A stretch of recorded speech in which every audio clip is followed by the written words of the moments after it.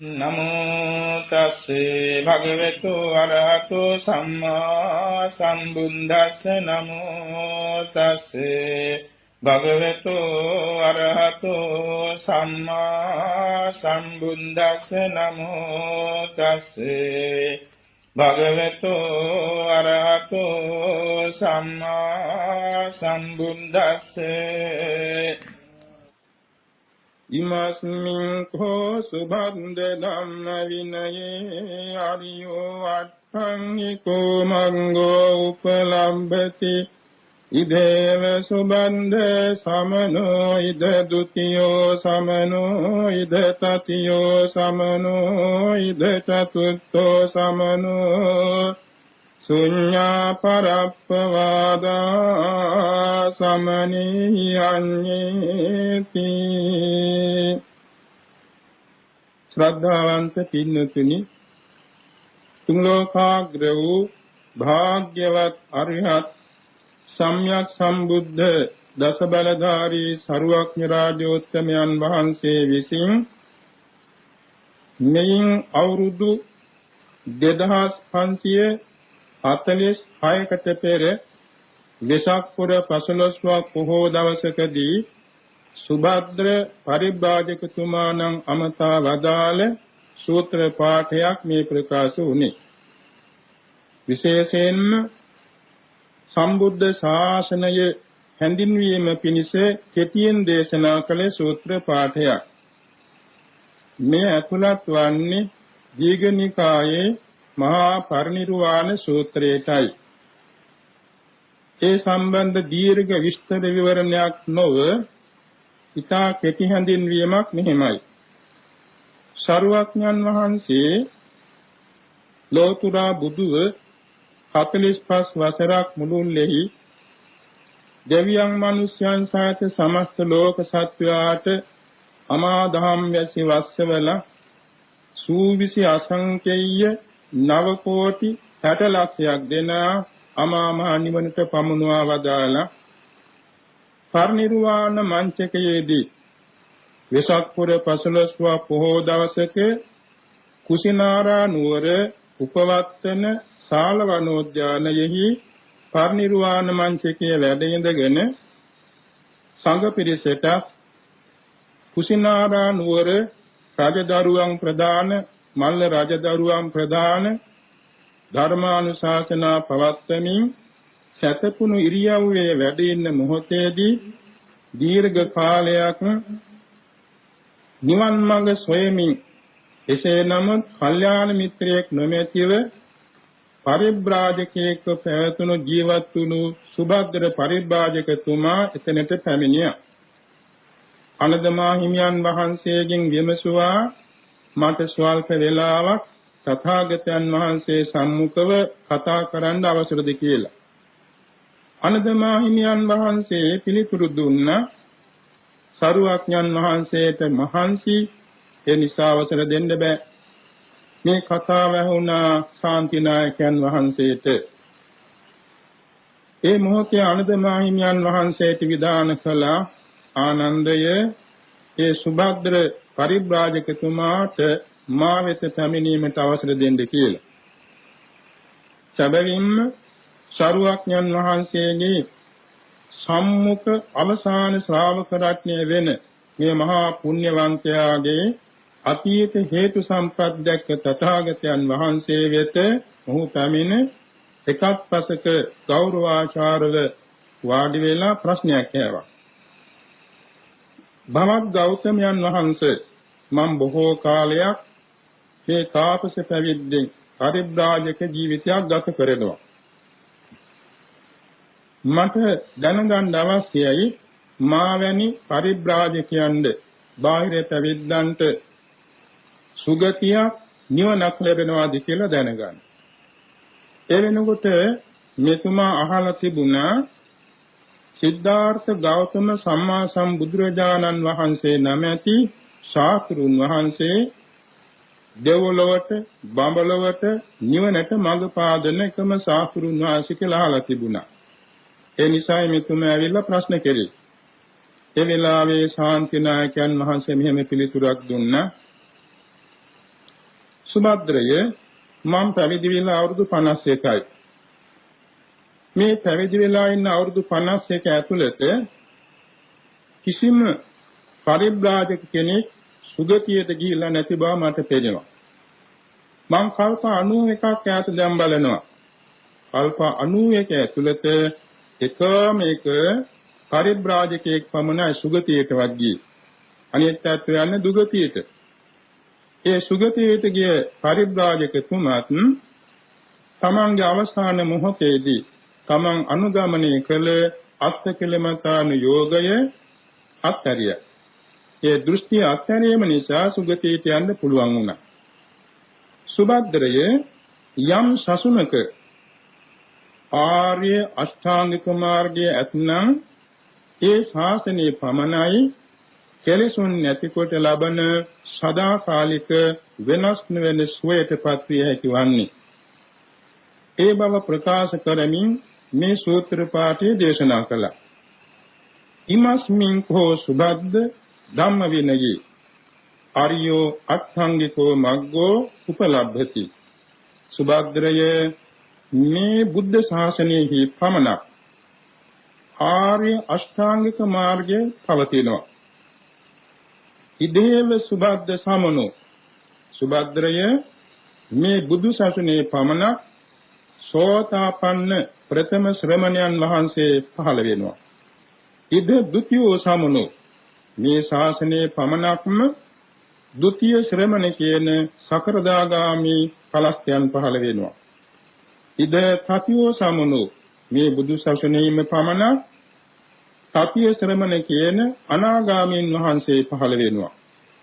ඉද චතුත්ථෝ සමනෝ මේ බුදු ශාසනයේ පමණක් සතරවෙනි ශ්‍රමණ නමින් හැඳින්වෙන රහතන් වහන්සේ පහළ වෙනවා ලැබෙනවා.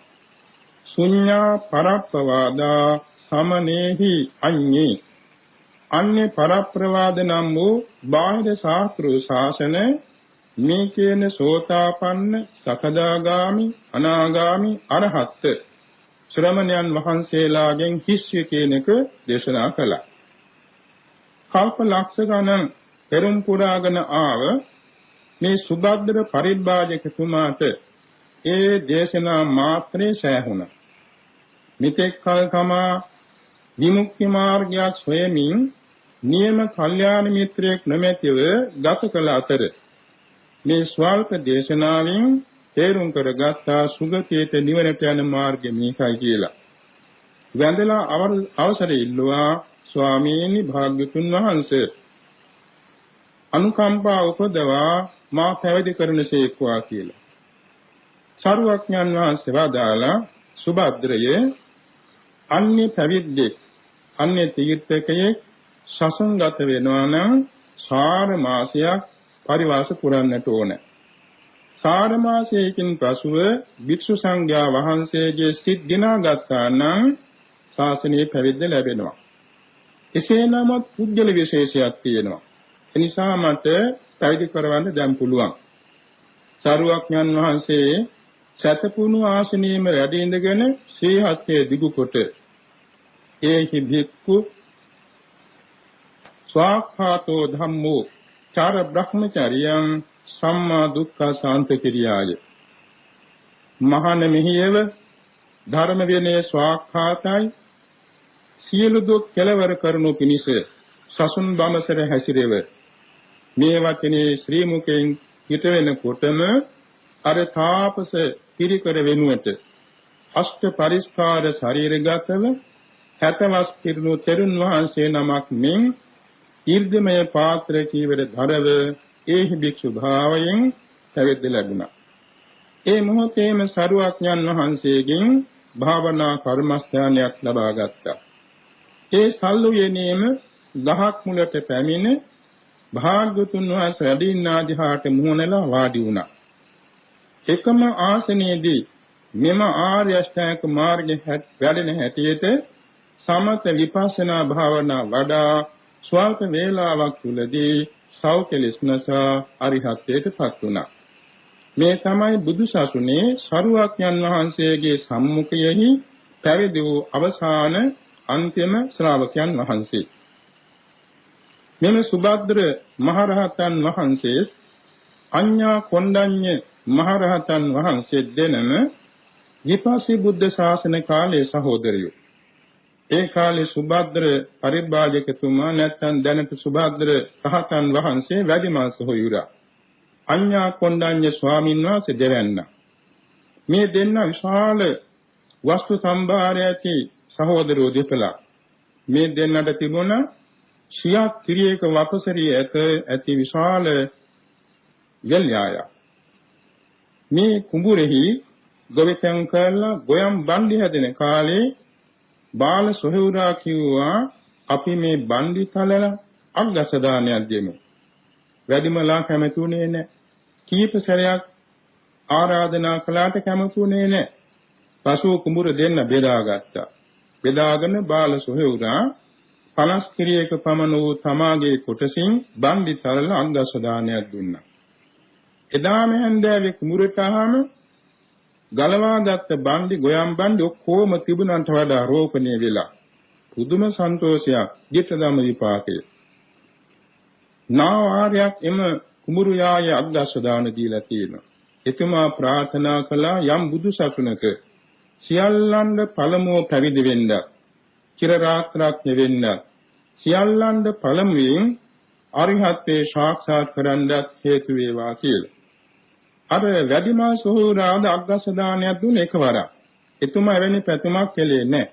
මේ දෙන්න සසර සුගතිගාමීව පෙරම් පුරාගෙන ඇවිල්ලා තමයි අඤ්ඤා කොණ්ඩඤ්ඤ මහරහතන් වහන්සේ කපිලවස්තුපුර නුවර නැගෙනහිර පිහිටි ද්‍රෝණවත්තු බ්‍රාහ්මණ ගමේ ඉපදිලා වයස 16 දී බ්‍රාහ්මණ ශිල්පයේ පරිතරයටපත් වෙලා සිද්ධාර්ථ කුමාරයන් වහන්සේ උපන්න දවසේ අර ලක්ෂණ පරීක්ෂා කළ අයාතුරින් සියල්ලන්ට වයසෙන් අඩු වුණාට එක ඇඟිල්ලක් උස්සලා මේ කුමාරයන් වහන්සේ ශක්විති රජ වෙනතුරු ගිහි දේවත් ජීවිතේ වාසය නොකරන බව වාස 29 දී පැවිදි වී 35 වෙනි වසරේදී මාන පරාජයකට ලෝතුරා බුදු වෙන බව අභීතව ප්‍රකාශ කළ එම කොණ්ඩඤ්ඤ මානවකතුමා තමයි පසු කාලික කොණ්ඩඤ්ඤ මහරහතන් වහන්සේ බවට පත් වුණේ. ඉතින් මේ ප්‍රවෘත්තියෙන් අපට පැහැදිලි වෙනවා කවර හෝ කුසලයක් කරලා යම් බඳු ධාර්මික ප්‍රාර්ථනාවක් සිටේ ඇති කරගත්තොත් ඒ දේශේ විශ්ත සිද්ධ වෙන බව. දැන් අපි සලකා බලමු සූත්‍ර පාඨයේ තේරුම. මේ සඳහන් වෙනවා ඉතා වැදගත් අර්ථ කීපයක්. ධම්ම විනයේ කියලා වචනයක් ප්‍රකාශ වුණානේ. ධම්ම විනයේ. ධර්මයේ කියන්නේ සූත්‍ර අභිධර්ම කොටස් දෙක. විනය කියන්නේ විනය පිටකය. කින්නංගදේ වැඩ ඉඳගෙන අනදමා හිමියන් වහන්සේ අමතා මෙහිම දේශනා කළානේ. යෝ කෝ ආනන්ද මයා ධම්මෝච විනයෝච දේශිතෝ පඤ්ඤත්තෝ සෝ වෝ මමච්චයේන සත්තා. ආනන්දය මා විසින් තොපට යම් ධර්මයක් දේශන ලදන යම් විනයක් පනවන ලදන මගේ ඇවෑමෙන් තොපට ඒ ධර්මයේ විනය ශාස්ත්‍ර කෘත්‍ය සිද්ධ කරන්නේ කියන එක දේශනා කළා. එතන ධර්මයේ කිව්වම සූත්‍ර පිටක අභිධර්ම පිටක. විනය කිව්වම විනය පිටක. එතකොට විනය පිටකයත් සූත්‍ර පිටකයත් එක්කාසු කරාම එතන තියෙනවා ධර්මස්කන්ධ ඔක්කොම 42000ක්. අභිධර්ම පිටකයේ පමණක් 42000ක්. සියල්ල 84000යි. මෙය ආනන්ද ස්වාමීන් වහන්සේගේ අපදානයේ සඳහන් වෙනවා. එතකොට මෙහිදී මේ කියන ධර්මයේ විනය සියල්ල සම්පින්දනය කොට ගත්තාම බුද්ධ ශාසනය කියලා හඳුන්වනවා. ඒකයි ඉමස්මින් කෝ සුබද්ද ධම්ම විනයේ. සුබද්දරේ මේ බුද්ධ ශාසනයෙහි ආර්යෝ අට්ඨංගිකෝ මග්ගෝ උපලබ්ධති. ආර්ය වූ අංග 8කින් යුක්ත වූ මාර්ගයක් ඇත ලැබෙයි. ඒ නිසා ඉදහේව සුබද්ද සමනු. ඒ නිසා මෙහි පමණයි ශ්‍රමණයන් වහන්සේ නමක් ලැබෙන්නේ. දෙවෙනි තුන්වෙනි හතරවෙනි නමින් හඳුන්වන්නේ ඒ මාර්ග ඵලස්ත ආර්යයන් වහන්සේලාගේ හතර කොටසයි. ශුඤ්ඤා පරප්පවාදා සමනේහි අඤ්ඤේ. ඒ කාලේ බොහෝම ශාස්ත්‍රීය ශාසන තිබුණා. ප්‍රධාන වශයෙන් ශාස්ත්‍රීය ශාසන 6ක් තිබුණා. පූර්ණ කාශ්‍යප, මක්ඛලී ගෝසාල, අජිත කේස කම්බල, කකුද කච්චායන, සංජය බෙල්ලත් පුත්‍ර, නිගණ්ඨනාථ පුත්‍ර කියන ශාස්ත්‍රූරුන්ගේ ශාසන තිබුණා. ඒ අතර තවත් වෙනත් එච්චර ප්‍රසිද්ධ නොවූ ශාස්ත්‍රු ශාසනක් තිබුණා. ඒ කිසිම ශාසනයක මේ කියන සෝවාන් ආදී ආර්ය මාර්ගඵලාභීන් පහළ වී සිටියේ නැහැ. හැබැයි සරුවඥන් වහන්සේ පහළ වීමෙන් පසුව බොහෝ ශාස්ත්‍රීය බ්‍රාහ්මණ ගෘහපති ශ්‍රමණ ඥානවන්ත අය එනවා වාදයට. බොහෝ සෙයින් වාදයට එනවා. ඒ අතු හිතාගෙන එන ප්‍රශ්න මාලාව විමසන්නත් ඉස්සර සරුවඥන් වහන්සේගේ දේශනා තුළින් විසඳෙනවා. ඒ නිසා එවැන්නෝ සමාගයේ දෘෂ්ටි ජාලාවන් ඔක්කොමත් හැර දාලා බොහෝ සෙයින් සසුන්ගත වෙලා පරිදි වෙලා මඟඵල නිවන් සෝයෙන් සැනසීමටපත් වෙනවා. ඒ වාගේ සසුන්ගත වෙච්ච ශාස්ත්‍රීය බ්‍රාහ්මණ ගෘහපති ශ්‍රමණ පිරිස මෙතෙක් කියලා ප්‍රමාණ නැහැ. ඒ විදිහට සරුවඥන් වහන්සේ වෙත බොහෝ දෙනා පැමිණ තිබෙන්නේ. එනිසා අන්‍ය ශාස්ත්‍රීය ශාසනවල නොමැති උසස් ප්‍රතිඵලයක් මේ ආර්ය අෂ්ටාංගික මාර්ගයේ නිසා බුදු ශාසනයේ පවතිනවා කියන එකයි මෙහි හැඳින්වීම. ඊළඟට අපි සලකා බලමු මෙතන අරියෝ අට්ඨංගිකෝ මග්ගෝ කියන වචනය. අරියෝ කියන්නේ ශ්‍රේෂ්ඨ, නිර්දෝෂී, එවාගෙම උතුම් කියන තේරුමයි. අරියෝ කියන බුදුරජාණන් වහන්සේට බුදුරජාණන් වහන්සේගේ ශ්‍රී මුඛයෙන්ම එය දේශනා කළා තියෙනවා. ඒ කියන්නේ සදේවකේ භික්ඛවේ ලෝකේ සමාරකේ සබ්ධම්මකේ සස්සමන බ්‍රාහ්මණියා පජාය සදේ මනුස්සාය තථාගතෝ අරියෝ මේ සූත්‍ර දේශනාවක් තියෙනවා. දෙවියන් සහිත, මනුෂ්‍යයන් සහිත, මරුන් සහිත, බ්‍රහ්මයන් සහිත, ශ්‍රමණ බ්‍රාහ්මණයන් සහිත සමස්ත ලෝක සත්‍ය අතරෙහි තථාගතයන් වහන්සේ ආර්ය නම් වෙනවා. හේතුව නිර්දෝෂී පුජ්‍යලයන්ගෙන් අග්‍රදැයි. සරුවඥන් වහන්සේ සරුව නිර්දෝෂයි. ඒ කියන්නේ වාසනා සහිතවම ක්ලේශයන්ගෙන් තොරයි. රහතන් වහන්සේලා කෙලෙසුන්ගෙන් තොර වුණාට වාසනා කෙලෙස් තියෙන්න පුළුවන්.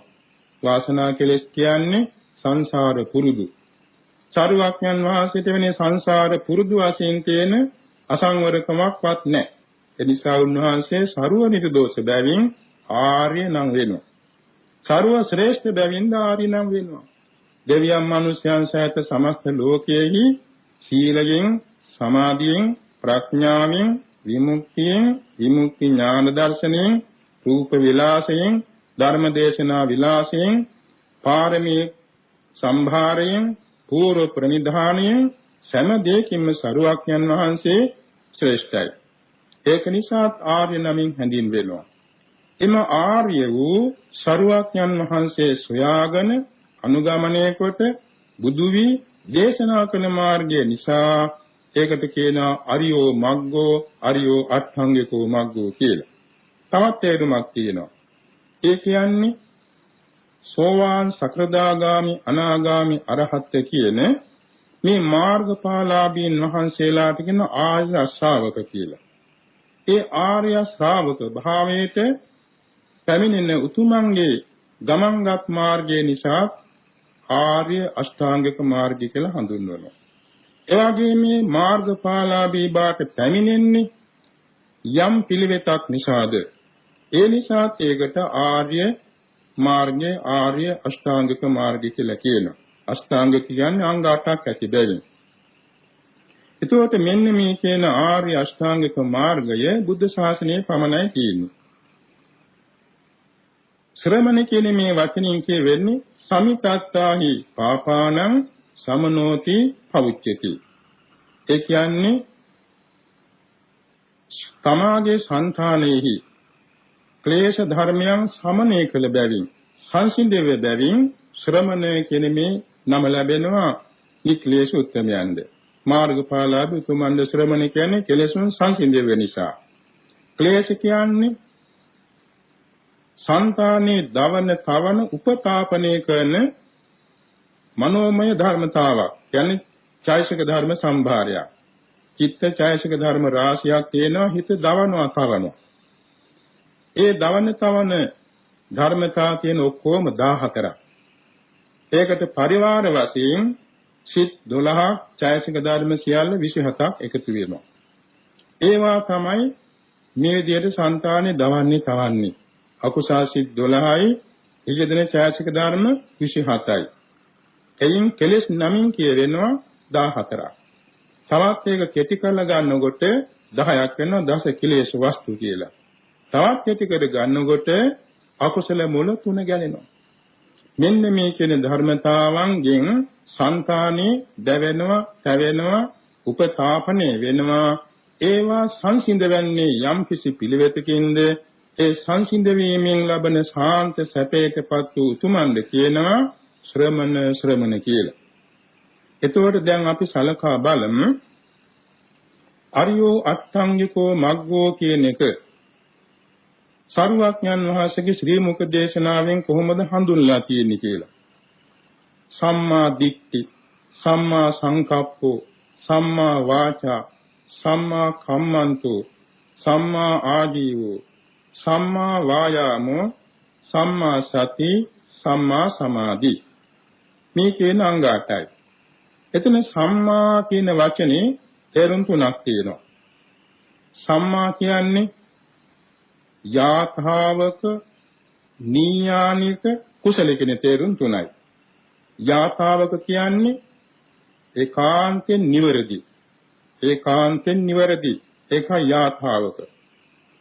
නීයානික කියන්නේ ඒකාන්තයෙන් සැපයට පමුණුවනවා. නීයානික කියන්නේ පමුණුවන තේරුමයි. සැපයට පමුණුවනවා. කුසල කියන්නේ ඒකාන්තයෙන් අකුසල් නැසනවා. අන්නේ තේරුමයි සම්මා කියන වචනේ තියෙන්නේ. පද 8ටම සම්මා කියන නිපාත පදය උපාදී වශයෙන් මුලින් තියෙනවා. එතකොට සම්මා කියන මේ පදයෙන් කියවනේ යාථාවක නෛර්යානික කුසල දර්ශනීයට කියනවා සම්මා දිට්ඨි. දිට්ඨි කියන්නේ දර්ශනීය. දර්ශනීය කියනවා සම්මා දිට්ඨි මිච්ඡා දිට්ඨි කියලා දෙකක්. මිච්ඡා දිට්ඨි කියන්නේ අයාථාවක අනීයානික අකුසල දර්ශනීයට කියනවා මිච්ඡා දිට්ඨි කියලානේ. එතකොට අයාථාවක කියන්නේ අයහපත්. ඒ වගේම සාවද්‍ය අනීයානික කියන්නේ සැපයට නොපමුණුවන. ඒ වගේම අකුසල කියන්නේ අනුවන වූ. නැත්නම් අකුසල කියන්නේ මෝහයෙන් යුක්ත වූ. නුවණින් තොර වූ. කියන තේරුම මිච්ඡා කියන මේ වචනයට සම්බන්ධ වෙනවා. මිච්ඡා දිට්ඨි. මිච්ඡා කියන්නේ වැරදි කියන තේරුමනේ. එතකොට මිච්ඡා දිට්ඨිය හැර සම්මා දිට්ඨියකින් කියවෙන්නේ යාථාවක නීයානික කුසල කියන අර්ථයක්. එතකොට මෙතන දිට්ඨි කියන එකෙන් අපි ගන්නේ පරමාර්ථ වශයෙන් ප්‍රඥාව. සම්මා දිට්ඨි කියනකොට මිච්ඡා දිට්ඨි කියනකොට කෙලෙම්ම දිට්ඨි ඡායසිකය. ඒකට වෙනම අකුසල ඡායසිකයක් වෙන දිට්ඨි ඡායසිකය. සම්මා දිට්ඨි කියනකොට කෙලෙම්ම ප්‍රඥාවට නමක්. ප්‍රඥාවට නමක් සම්මා දිට්ඨි. ඊළඟට සම්මා සංකප්පෝ. එතන කියන්නේ සම්මා කියන වචනේ තේරුම අර වාගේ යාථාවක නීයානික කුසල. යාථාවක කියන්නේ නිවැරදි. යාථාවක කියන්නේ ශ්‍රේෂ්ඨ. ඒ වගේම යාථාවක කියන්නේ නෛර්යානික. සම්මා කියන්නේ එතකොට නෛර්යානික කුසල. එතකොට යාථාවක වූද නෛර්යානික වූද කුසල වූද සංකල්පනාව සම්මා සංකල්පනාවයි. එය කොටස් තුනකට වෙන් කළ දේශනා කළා තියෙනවා. ඒ වයිතිරින් අපි එකින් එක බලමු. ඊළඟට සම්මා වාචා. ඒත් එහෙමයි. යාථාවක නීයානික කුසල වචනය සම්මා වාචා. සම්මා කම්මන්තේ. යාථාවක නීයානික කුසල කර්මාන්තේ සම්මා කම්මන්තේ. යාථාවක නීයානික කුසල ආජීවය සම්මා ආජීවය. යාථාවක නීයානික කුසල ව්‍යායාමේ සම්මා වායාමේ. යාථාවක නීයානික කුසල සතිය සම්මා සතිය. යාථාවක නීයානික කුසල ඒකාග්‍රතාව සම්මා සමාධි. දැන් අපි නැවත වරක් බලමු. නිවැරදි වූද නෛර්යානික වූද කුසල වූද ප්‍රඥාව සම්මාදිට්ඨියයි. නිවැරදි වූද නෛර්යානික වූද කුසල වූද කල්පනාව සම්මා සංකල්පනාවයි. නිවැරදි වූද නෛර්යානික වූද කුසල වූද වචනය සම්මා වාචාවයි. නිවැරදි වූ නෛර්යානික වූ කුසල වූ කර්මාන්තය සම්මා කම්මන්තයයි. නිවැරදි වූ නෛර්යානික වූ කුසල වූ ජීවත් වීමේවත් ආජීවය සම්මා ආජීවයයි. එසේම නිවැරදි වූ නෛර්යානික වූ කුසල වූ උත්සාහය සම්මා වායාමයයි. නිවැරදි වූ නෛර්යානික වූ කුසල වූ සිහිය සම්මා සතියයි. නිවැරදි නෛර්යානික කුසල එකඟත්වය සම්මා සමාධියයි. ධර්මතා වශයෙන් මෙහිමයි. සම්මා දිට්ඨි කියන්නේ ප්‍රඥාව. සම්මා සංකල්ප කියන්නේ විතරකය. සම්මා වාචා කියන්නේ වාචා විරති චෛසිකය. සම්මා කම්මන්ත කියන්නේ එසේම සම්මා කම්මන්ත නමින්ම කියන විරති චෛසිකය. සම්මා ආජීව කියන්නේ සම්මා ආජීව විරති චෛසිකය. ඒ නමින්ම ඒක හඳුන්වන්නේ. සම්මා වායාම කියන්නේ වීරිය. සම්මා සතිය කියන්නේ සතිය. සම්මා සමාධි කියන්නේ ඒකාග්‍රතාව. එයින් සම්මා වාචා කම්මන්ත ආජීව තුන විරති ඡායසික තුන හැටියට හඳුන්වනවා. ඒකයි වෙන්නේ ඡායසික 52කින් සෝබන රාශියටයි. සෝබන ඡායසික 25ක් තියෙනවානේ. එයින් තුනක් විරති තුන. ඊළඟට ප්‍රඥා කියන මේ සම්මා දිට්ඨිය ඒ සෝබන ඡායසික 25න් එකක්. ඒක සෝබන රාශියටයි. සම්මා සංකප්ප කියන එක ගැනෙන්නේ ප්‍රකීර්ණක ඡායසික සංඛ්‍යාවටයි. ප්‍රකීර්ණක ඡායසික 6ක් තියෙනවා. විතරක, විචාර, අදිමුක්ඛ, විරිය, පීති, ඡන්ද කියලා.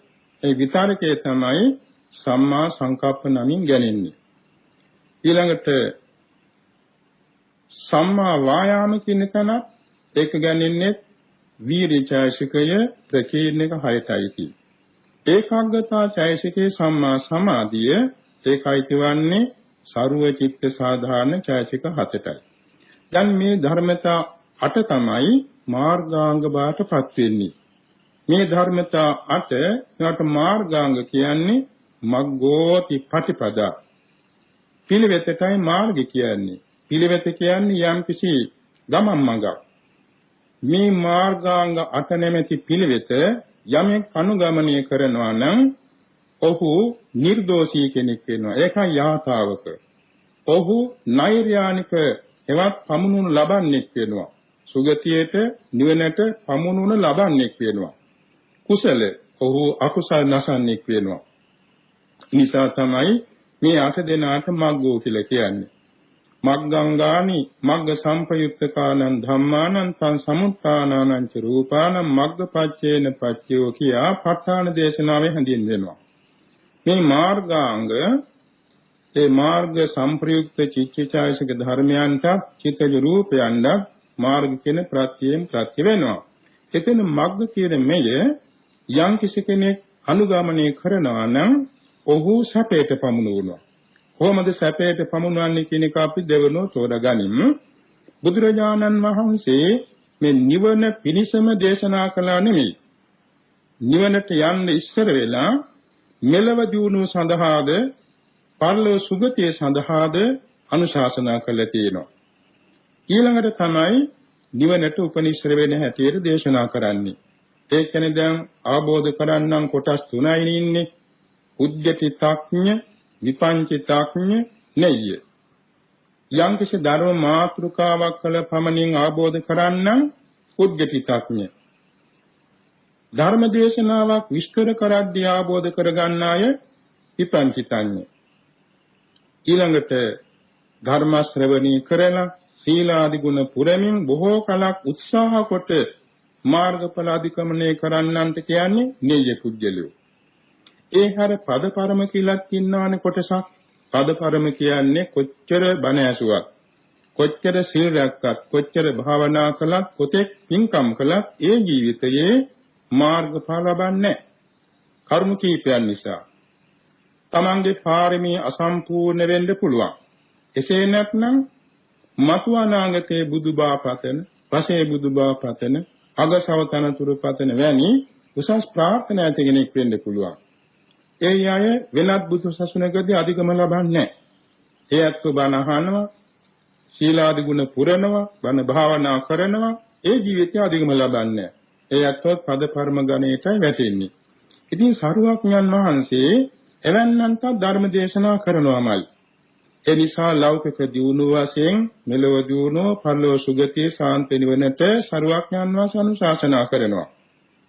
ඒ නිසා ඒ අනුශාසනාවේදීද සඳහන් වන්නේ මෙන්න මේ ආර්ය අෂ්ටාංගික මාර්ගයේ වැඩෙන හැටියට පැවතීමටයි. දැන් කුසලස්ස උපසම්පදා කියන ගාථාවේ සබ්බ පාපස්සකරණං කුසලස්ස උපසම්පදා සචිත්ත පරියෝදපන. ඒ කියන්නේ අකුසල් වලින් වැළකීම, කුසල රැස් කිරීම, සිත පිරිසුදු කිරීම. මේ කාරණා තුනෙන් සීල සමාධි ප්‍රඥා තුන වැඩෙනවා. අකුසල් නොකිරීම නිසා සීලය වැඩෙනවා. කුසල රැස් කිරීම නිසා සමාධිය වැඩෙනවා. ඒ දෙක නිසා සමථ විපස්සනා භාවනා වැඩිවීමෙන් ධ්‍යාන මාර්ගඵල අධිගමනයේ තේක්ෂිත පිරිසුදු වෙනවා. මේන් පැහැදිලි වුණේ සීල සමාධි ප්‍රඥා. එතකොට මේ ආර්ය අෂ්ටාංගික මාර්ගය මේ සීල සමාධි ප්‍රඥා කියන කොටස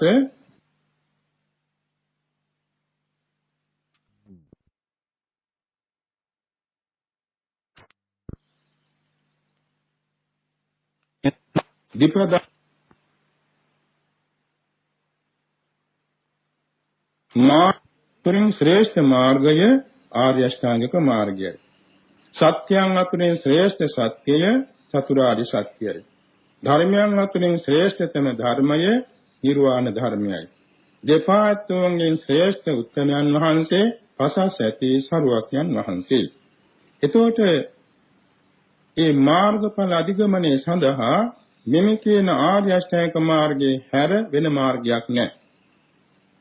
ඒක නිසා තථාගතයන් වහන්සේලා මේ මාර්ගය දේශනා කරනවා. ඒ අනුගමනය කරන්න මේ සංසාර දුකින් අත මිදෙනවා. දැන් අපි සලකා බලමු මේ තියෙන අර්ථ සම්ප්‍රත්තිය.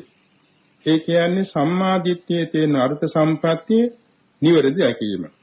සම්මා සංකල්පනාවේ අර්ථ සම්ප්‍රත්තිය කුසලයට නිතර නිතර යොමු කිරීම. ඒකට කියන අභිනිරෝපණී කියලා. සම්මා වාචාවේ අර්ථ සම්ප්‍රත්තිය එක්කාසු කිරීම.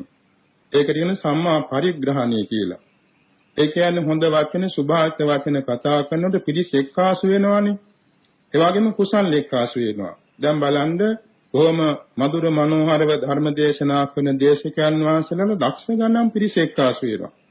සරුවක්ඥන් වහන්සේගේ දේශනාවේ තියෙන සුභාෂිතත්වය නිසා ප්‍රමාණ කළ නොහැකි තරම් මිනිස්සෝ, දෙවියෝ, බ්‍රහ්මයෝ තුනා ශ්‍රාවකයන් බවට පත් වුණා. ඒක තමයි සම්මා වාචාවේ තියෙන සම්මා පරිග්‍රහණ අර්ථය. සම්මා කම්මන්තයෙන් කියන්නේ සම්මා සමුත්ථාපන අර්ථය. ඒ කියන්නේ කයින් කරන කුසල නිසා අලුත් කුසල් මතු කරගන්න ලැබෙනවා. ඒක සම්මා සමුත්ථාපනේ. සම්මා ආජීවයේ තියෙන ලක්ෂණය වෝදාන. වෝදාන කියන්නේ පිරිසුදු බව. නිවැරදි ආජීවයෙන් ජීවත් වෙන පුද්ගලයා බොහොම පිරිසුදුයි. ඒ වගේම සම්මා වායාමයේ තියෙන පරිග්‍රහාර්ථය. කියන්නේ අනෙක් ධර්මතාවන්ද රුකුල් දීම. ඊළඟට පග්ගහාර්ථය කියන්නේ රුකුල් දීම. සම්මා සතියෙන් කෙරෙන්නේ උපස්ථානාර්ථය කියන්නේ කුසල් සිත් නිතර මතු කර දෙන්න එළඹ සිටිනවා. කුසල් අරමුණු මතු කර දෙන්නේ සම්මා සතියයි. සම්මා සමාධියෙන් කෙරෙන්නේ අවික්ෂේප බව. අවික්ෂේපාර්ථයේ හිත විසිරියන්න දෙන්නේ නැහැ. එතකොට බුදුරජාන් වහන්සේ දේශෝ අර්ථය මෙහිමයි. සම්මා දිට්ඨිය තෝරනකොට දුක්ඛේ සමුදය නිරෝධේ මාර්ගයෙන් නොදන්නාකම අවිද්‍යාවයි. ඒ දන්නාකම සම්මා දිට්ඨියයි. එතන අභිධර්ම ක්‍රමයක ධර්මතා 8ක් ගැන හඳුන්වනවා. දුක්ඛය, සමුදය, නිරෝධය, මග්ගය, පූර්වාන්තය, අපරාන්තය, පූර්වාපරාන්තය, පටිච්චසමුප්පාදය. මේ ධර්මතාවන් හරිහැටියම් කෙනෙක් වටහා ගැනීමෙන් සම්මා දිට්ඨිය වැඩි දියුණු වෙනවා. සම්මා සංකල්ප කෙනෙක් ධර්මතා 3කින් දේශනා කළා. ඒ කියන්නේ නෙක්ඛම්ම සංකප්ප, අව්‍යාපාද සංකප්ප, අවිහිංසා සංකප්ප. නෙක්ඛම්ම සංකප්ප කිව්වේ කෙලෙසුන්ගෙන් නික්මීම සඳහා නිවන් සුව සඳහා අදිෂ්ඨාන තබාගෙන කුසල කිරීම. නෙක්ඛම්ම සංකල්ප කොටින් නිවන් පැතීම. අව්‍යාපාද සංකල්පනා මෛත්‍රිය. අවිහිංසා සංකල්පනාව කරුණාව. නෙක්ඛම්ම සංකල්පනාවේ අනිත් පැත්ත කාම විතරක. අව්‍යාපාද සංකල්පනාවේ අනිත් පැත්ත ව්‍යාපාද විතරකය. අවිහිංසා සංකල්පනාවේ අනිත් පැත්ත විහිංසා විතරකය. එතකොට ඒ වාට ප්‍රතිපක්ෂ වූ නෙක්ඛම්ම සංකල්ප, අව්‍යාපාද සංකල්ප, අවිහිංසා සංකල්ප. නිවන් සෝපතා කුසල් කිරීමෙන් ඒ සඳහා හිත යෙදීමෙන් සම්මා සංකල්පය වැඩෙනවා. මෛත්‍රිය වැඩිවීමෙන් සම්මා සංකල්පය වැඩෙනවා. කරුණාව වැඩිවීමෙන් සම්මා සංකල්පය වැඩෙනවා. මේකත් ප්‍රඥාවට පක්ෂපාතයි. සම්මා දිට්ඨියට පක්ෂපාතයි. සම්මා වාචා කියන තැන මුසාවාදයෙන් වැළකීම, කේලම්බස් කීමෙන් වැළකීම, පරසබස් කීමෙන් වැළකීම සහ ඉස්බස් කීමෙන් වැළකීම. එතකොට මේ වැළකීම නිසා එකට කියන විරති කියලා. ඒකට විරති සම්මා වාචා. ඒ හැර මුසාවාදයෙන් තොර සත්‍ය වචන කතා කිරීම. කේලම්බස් කීමෙන් තොරව සමගදම් වර්ණ වචන කතා කිරීම. පරසබස් කීමෙන් වැළකී මෛත්‍රියෙන් මුරුදු මොලොක් වචන කතා කිරීම. කිස්වචන කීමෙන් වැළකී දෙලොවට වැඩදාක යහපත් වචන කතා කිරීම. මේ සඳහා යොදන වචනය චේතනා සම්මා වාචා. ඒක සම්මා කම්මන්ත වාචාවයි. මාර්ගාංගය. සම්මා කම්මන්ත කියන තැනත් එහෙමයි. ඒ කියන්නේ ප්‍රාණඝාතයෙන් වැළකීම, අදින්නාදානෙන් වැළකීම, මිච්ඡාචාරයෙන් වැළකීම, අධර්ම කටයුතු වලින් ශාරීරික වශයෙන් කරන අධාර්මික කටයුතු වලින් වැළකීම, සුරාපානයෙන් වැළකීම. මේ වැළකීම විරති සම්මා කම්මන්තයයි. ඒ හැර දන් දීම, සීල රැකීම, භාවනා කිරීම, වත් පිළිවෙත් කිරීම ආදී වශයෙන් ශාරීරික වෙහෙසවල යම් යම් කුසල ක්‍රියාවන් යෙදෙනවා නම් ඒ ශාරීරික වෙහෙසවන යෙදෙන හැම විටකම සම්මා කම්මන්තයකට කියනවා චේතනා සම්මා කම්මන්ත කියලා. ඒ වගේම ජීවත් වීම සඳහා කෙරෙන ප්‍රාණඝාතයෙන් වැළකීම, අදින්නාදානෙන් වැළකීම, මිච්ඡාචාරයෙන් වැළකීම, මුසාවාදයෙන් වැළකීම, සුරාපානයෙන් වැළකීම, කේලම්බස් කීමෙන් වැළකීම, පරසබස් කීමෙන් වැළකීම, එවැගේම කිස්බස් කීමෙන් වැළකීම, වැරදි වෙළඳාම් වලින් වැළකීම ආදී වූ මිත්‍යා ආජීවයන්ගෙන් වැළකීමද කියනවා විරති සම්මා ආජීව. ඒ හැර උත්සාහයෙන්, දැහැමින්, සෙමින්, උපයා, සපයා ජීවත් වීම සඳහා යොදන සිත සම්මා ආජීව. ඒකට කියනවා චේතනා සම්මා ආජීව. ඊළඟට සම්මා වායාම කියන තැන තමන්ගේ ජීවිතයේදී මෙතෙක් සිද්ධ නොවූ අකුසල් සිද්ධ නොවන හැටියට මෙතෙක් සිද්ධ වූ අකුසල් නැතොත් ඒවා ප්‍රහාණය වෙන හැටියට මේ ජීවිතයේ සිද්ධ නොවූ කුසල් රැස් කර ගැනීම පිණිසත් නූපන් කුසල් ඉපදීම වගේම උපන්න කුසල් වැඩි දියුණු කිරීම පිණිසත් සිතේ ඇති කරගන්න බලවත් උත්සාහයට කියනවා සම්මා වායාම. ඒ වගේම කය පිළිබඳ සිහිය, සිතේ සන්තෝෂේවත් වේදනා පිළිබඳ සිහිය, සිත පිළිබඳ සිහිය, සිතේ පවත්නා ධර්ම ස්වභාවයන් පිළිබඳ සිහිය කියන සතරාකාර සතියට කියනවා සම්මා සතිය. සම්මා සමාධි කියන්නේ සෑම කුසල ජවන් සිතක් පාසා පහළ වන එකඟත්වය සම්මා සමාධිය. නැවත වරක් අපි මේක සියුසා බලමු. දැන් අපි දොහොත් නගා වැන්දනේ සිල් සමාදන් වෙනකොට අවසර ස්වාමීනි කියලා ඊළඟට දොහොත් නගා নমස්කාර කිව්වා. එතකොට බලන්න මෙතෙන්දී අපේ సంతානෙහි මාර්ගාංග පහක්ම පහළ වුණානේ. ඒ කොහොමද? මේ දොහොත් නගා වැඳීමෙන්, මේ নমස්කාරී කීමෙන් මගේ සිතේ කුසල් සිත් පහළ වෙනවා. එය මට ලෝවේ ලෝතුරා සුවගෙන දෙනවා. මගේ సంతානේ බෝධිපාක්ෂ ධර්ම වැඩෙනවා කියන අවබෝධයකින් ඒක සීලයක්. සීලයක් කියන තැන චාරිත්‍ර සීලය. දොහොත් නගා වැඳීම සීලයක්. নমස්කාරී කීමත් සීලයක්. එතකොට එතෙන්දී තමාගේ සිත ඥානවන්ත බැවින් සම්මා දිට්ඨිය තෙන තියෙනවා. නිවන් පතා දොහොත් නගා වැඳීම නිසා සම්මා සංකප්පය තෙන තියෙනවා. ඒ වගේම සීල් සමාදන් කරවන දේශිකයන් වහන්සේ කෙරෙහි මෛත්‍රිය එතන තියෙනවා. ඒක සම්මා සංකල්පනාව. කරුණාවත් එතන තියෙනවා. සම්මා සංකල්පනාව. ඒ මොහොතේ নমස්කාරය කියම මුසාවාදෙන් තොර, විසුණු වචනෙන් තොර, හිස් වචනෙන් තොර, පරස වචනෙන් තොර, මෙලවට පරලොවට වැඩදායක යහපත් වචනයක්. ඒක සම්මා වාචා. ඒ මොහොතේ දොහොත් නගා වඳින වෙලාවේ තමන්ගේ සිතේ පහළවන චේතනාව නිසා එම දොහොත් නගා වැඳීමේ ක්‍රියාව සිද්ධ වුණා සම්මා කම්මන්තය. ඒ මොහොතේදී තමාගේ సంతානයේ හුස්ම ගන්නෙත් පිරිසුදු සිතින් සම්මා ආජීවය. දොහොත් නගා වැඳීම සඳහා අත යසවීමේ උත්සාහයක් පහළ වෙනවා. සම්මා වායාම. දොහොත් නගා වැඳීම සඳහා සිහියක් පහළ වුණා. සම්මා සතිය.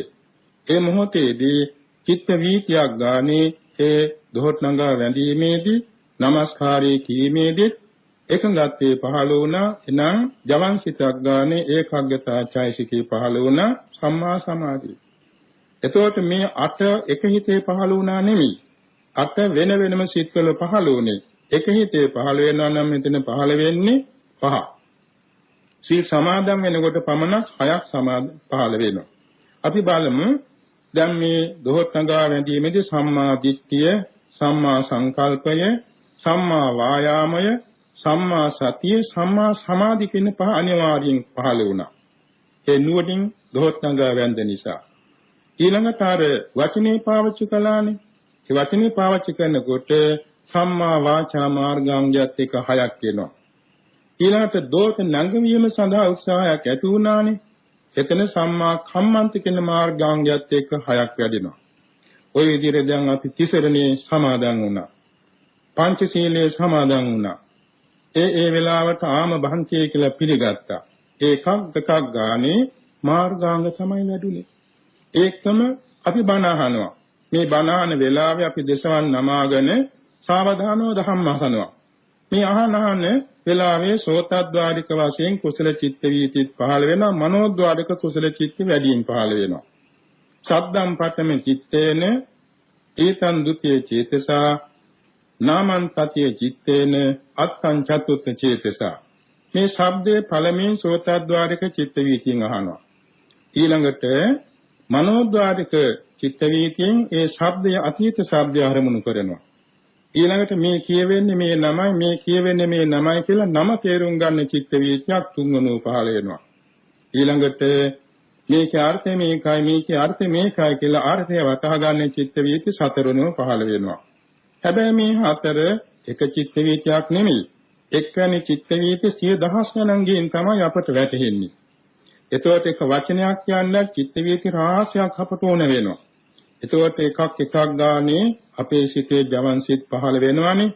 ඒ ජවන් සිතක් ගානේ තමයි මේ මාර්ගාංග පහළ වෙන්නේ. එතකොට අපට දික්ක ධම්ම වේදිනිය වශයෙන් මේ මාර්ගාංග අපව සැපයට පමුණුවනවා. ඒ කියන්නේ දැන් අපි নমස්කාර කරනකොට සීල් සමාදන් වෙනකොට අපේ හිත මොන තරම් පිරිසුදුද? ඒ මොහොතේ අපට බයක් නැහැ, කැටිගැන්මක් නැහැ, දුකක් වේදනාවක් නැහැ, කුසගින්නක් පිපාසයක් දැනෙන්නේ නැහැ. හිත කය නිරෝගී. අන්න ආරෝග්‍ය අර්ථය. ඒ මොහොතේ හිත කය බොහොම නිවැරදි. අන්න අනවද්‍ය අර්ථය. ඒ වගේ මොහොතේදී තමාගේ සිතූ පැතූ දේ ඉෂ්ට වෙනවා කියන විශ්වාසය තියෙනවා. අන්න ඒකට කියන ඉෂ්ට විපාකාර්ථය. ඒ මොහොතේදී තමාගේ සිත නුවණින් යුක්තයි. අන්න කෝසල සම්භූතාර්ථය. සෑම කුසාසිතක් පාසා මේ අර්ථ හතරකට අපි එකතු වෙනවා. එතකොට අපිට ධිට්ඨ විපාක වශයෙන් ඒ මොහොතේම අපි සැපවත්. ඒ වගේම සමහර විට අපට ජීවිතේ යම් මාරක බාධක තිබුණා නම් අපි මේ හැසිරෙන පිළිවෙත් තුළින් ඒ වයින් අපි බේරෙනවා. ඒකත් ධිට්ඨ විපාක වශයෙන් අපට එළොම ලැබෙන ඵල විපාකයක්. ඒකත් මේ මාර්ගාංග නිසා ලැබෙන ප්‍රයෝජනයක්. පමුණුවනවා අර දුක්ඛ විපාකයන්ගෙන් තොරව සැප විපාකයට පමුණුවනවා. මාරක බාධකයන් ඉවත් කොට උපස්තම්බනේ වෙනවා. ඒ වගේම අපට යන්න තියෙන සතර ආපාගමන වළක්වලා මේ මාර්ගාංග සිතේ දිනු වීම නිසා අපි යවනවා සුගතියට. චාතුරු මහා රාජිකාදී දිව්‍ය ලෝකවලට යවනවා.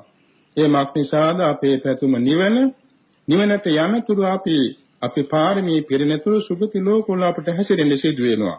ඒක සිතුවත් නොසිතුවත් සිදු වෙනවා. එතකොට සුගති ලෝකවලට කවුද මේ පමුණුවන්නේ? මෙන්න මේ මාර්ගාංග 8 දෙනා එකතු වෙලයි. එපමණක් නෙමෙයි. දැන් අපි මේ ජීවිතයෙන් චුත වී යම් භවයක උපදිනවා. සමාජයට අපි මව කුසක උපන්න නම් අපට පූර්ව භවය පේන්නේ. හැබැයි ඕපපාතික වශයෙන් දේවත්වයටමපත් වුණා නම් පූර්ව භවය පේනවා. එතකොට මව කුසෙ උපදිනාට පූර්ව භවය නොපෙනෙන්නේ භවාන්තරින් වැහිලා. නමුත් උපපාතික වශයෙන් උපන් ආයත පේනවා. එතකොට යත්තාගේ సంతානෙහි අර මුලින් පුරුදු කරන ලද ගුණාංග නැවත 100,000 ගුණෙන් දිනු කරගන්න ලැබෙනවා.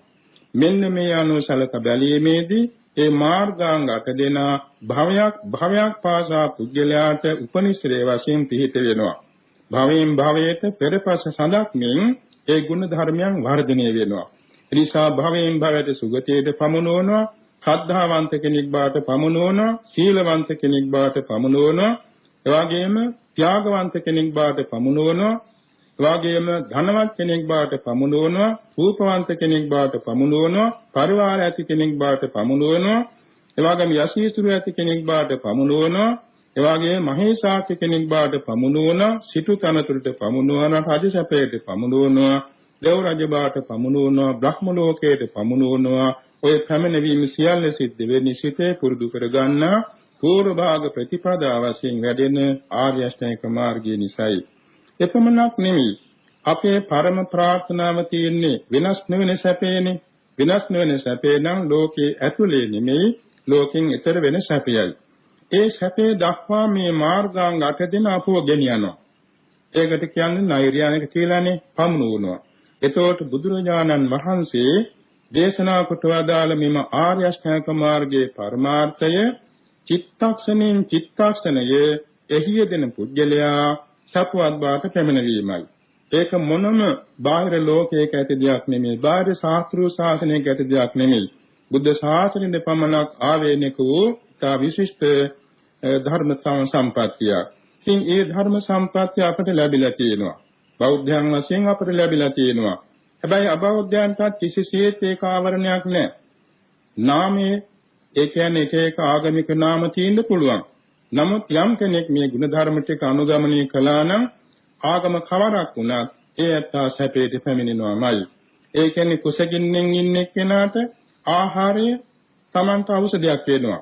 එතකොට පුජ්‍යල භේදයක් නැහැනේ. හැමදෙනාට කුසගින්න තියෙනවා. ආහාර ගත්තනම් කුසගින්න නිවෙනවා. පිපාසයෙන් පානීය සඳහා සුදුසු පානයක් තියෙනවා නම් පිපාසය නිවෙනවා. පුජ්‍යල භේදයක් නැහැනේ. ඒ වාගේ තමයි බුද්ධ ධර්මය.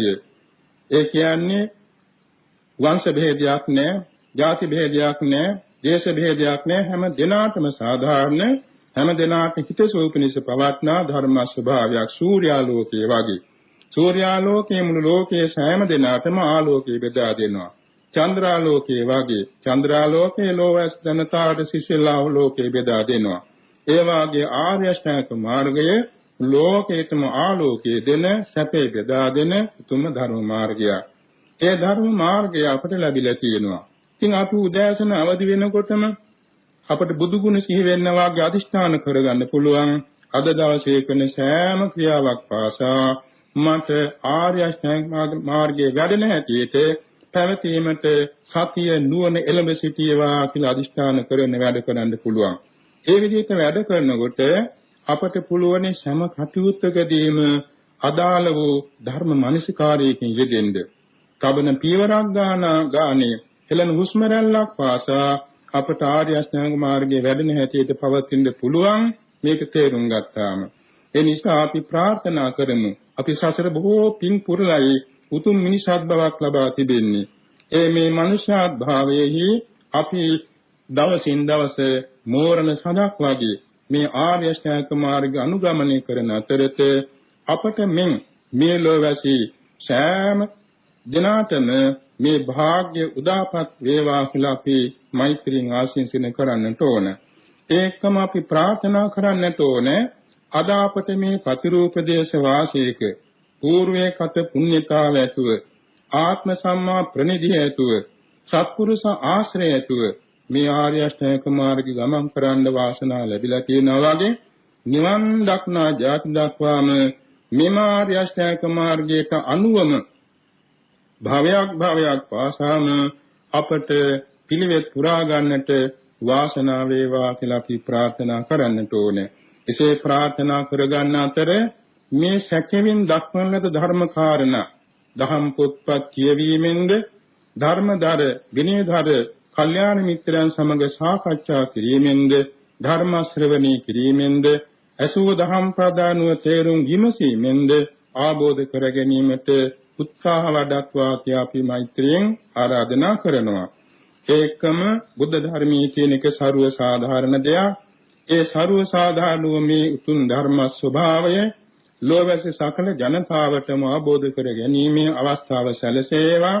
එමගින් මේ ලෝක ධාතුවේහි හාත්පසින් ඇවිල්ලා දැල්වෙන 11 මහා ගිනි ජාලාවන් නිමාගෙන සදාකාලික සනසුම ඇති අජරාමර ශාන්ත සීතල අමා මහ නිවන් සුව සාක්ෂාත් කර ගැනීමට සෑම දිනකටම ආර්ය අෂ්ටාංග මාර්ගයේ පිහිට වේවා කියලා අපි ප්‍රාර්ථනා කරන්නට ඕනේ.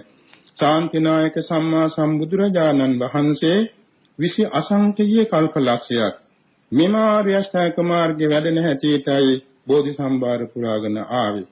ඒ ශාන්තිනායකයන් වහන්සේ මෙයින් අවුරුදු 2590කට පෙර දසදහසක් වල ඒකාලෝක කරමින් බෝමුලාරාව නිදගෙන ආර්ය අෂ්ටාංග මාර්ගයේ පරිපූර්ණ කර ගනිමින් සකල ක්ලේශයන් වාසනා සහිත සකල ක්ලේශයන් සෝදා හරිමින් මාර පරාජය කොට ලෝතුරා සම්මා සම්බුදු වුණා. 45 අවුරුද්දක් ලෝට දහම් වැසෙව්වා. ඒ සරුවඥන් වහන්සේගේ ශාසනයේ සූවිසි අසංග ගණන් ජනතාව අමා මහ නිවනටපත් වුණා. අපිත් මේ පිළේ මේ ගමන් කරනවා. අපටත් ඒ සරුවඥන් වහන්සේ සසු ආර්ය ශ්‍රාවකයන් වහන්සේලා නිවිසනසී පැමිණවදාල අජරාමර ශාන්ත නිවන දක්වාම අතරක් නෑර ගමන් කර ගැනීමට මෙම ආර්ය අෂ්ටාංග මාර්ගයේ පිහිට වේවා කියලා අපි ප්‍රාර්ථනා සබා ගනිමු. මෙතෙකින් අප විසින් ශස්පත් කර ගන්නා ලද නිර්වාණ ගාමිනී කුසල සම්භාරයේ තුන් ලෝකාග්‍ර වූ සම්මා සම්බුදුරජාණන් වහන්සේගේ ශ්‍රී පාද මූලයේහි බුද්ධ පූජාවක් වේවා. නවලෝතර ධර්ම ධාතු ඉදිරියේ ධර්ම පූජාවක් වේවා. ආර්ය සංඝ රත්නයේ ඉදිරියේ සංඝගත පූජාවක් වේවා. කල්යාණ මිත්‍ර ගුරුතුමන්ගේ දෙපා මුල ගුරු පූජාවක් වේවා. සම්මා සම්බුද්ධ ශාසන චිරස්ථිතිය පිණිස ධර්ම බලයක් වේවා. අප සෑම දිනකට මේ කුසලානිසංස බලයෙන් මෙලොව දියුණුව පරලොව සුගතිය ශාන්ත නිවන දක්වා අතරක් නෑර යා ගැනීමට ධර්ම ශක්තිය වැඩේවා. අවසන් වරට අපට දෙවියන් සහිත සමස්ත ලෝක සත්‍යයට මෙලොව ජයගෙන පරලොව ජයගෙන සසර ජයගෙන කෙලෙසුන් ජයගෙන ආත්මය ජයගෙන අපරාජිතව බුදු පසේ බුදු මහරහතුන් වහන්සේ නිවී සැනසී වදාළ අග්‍ර අමා මහ නිවන් සුව සාක්ෂාත් කර ගැනීම පිණිස හේතු වාසනා වේවා කියා ප්‍රාර්ථනා සබමු.